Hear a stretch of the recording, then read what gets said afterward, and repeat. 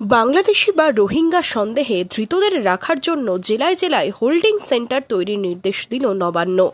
অনুপ্রবেশকারী সন্দেহে ধৃতরা তো বটেই, যারা এর আগে ধরা পড়েছিলেন এবং বন্দী ছিলেন, যাদের দেশের বাইরে পাঠানোর প্রক্রিয়া চলছে, তাদেরও সেখানে রাখা যাবে না বলে নির্দেশিকায় জানিয়েছে রাজ্য সরকার। রাজ্য সরকারের এই সিদ্ধান্তকে স্বাগত জানালেন আমজনতা উন্নয়ন পার্টির চেয়ারম্যান বিধায়ক হুমায়ুন কবির।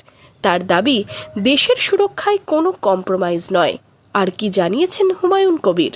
কোনো বেআইনি অনুপ্রবেশকারী যারা ভারতবর্ষের ফরেন দপ্তরের ক্রাইটেরিয়া মেনটেন করে যারা পাসপোর্ট নিয়ে কেউ বর্ডার ক্রস করবে বা তাদের নিয়ম মেনে চলবে, তাদের ক্ষেত্রে তো কোনো অসুবিধা নাই। কিন্তু কেউ যদি কোনো অন্য দেশের নাগরিক, সে যদি ভারতবর্ষে বেআইনিভাবে প্রবেশ করে, তার বিরুদ্ধে তো ব্যবস্থা নেবেই।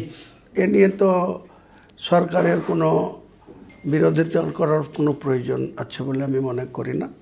যারা এতদিন এই ধরনের কাজে যুক্ত ছিল তারা সাবধান হয়ে যাক, তারা যাতে এই ধরনের বেআইনি অনুপ্রবেশ না করে, সেটাই তাদের পক্ষে মঙ্গল। আমাদের ভারতবর্ষের জাতীয় সুরক্ষা বা দেশের সার্বভৌমত্ব, আমাদেরকে কোনো কম্প্রোমাইজ করা যাবে না, কোনো কম্প্রোমাইজ আমরা করব না। মনমোহিনী হেলথ কেয়ার, স্বাস্থ্য সেবায় অটুট শ্রেষ্ঠত্বের শিরোপা। জেলায় প্রথম robotic knee replacement, cardiology with cath lab, neurosurgery, specialised trauma unit থেকে স্মাইল ট্রেন, একগুচ্ছ পরিষেবায় নিয়োজিত। Manmohini health care, quality care with personal touch, Baharampur শিল্প তালুক।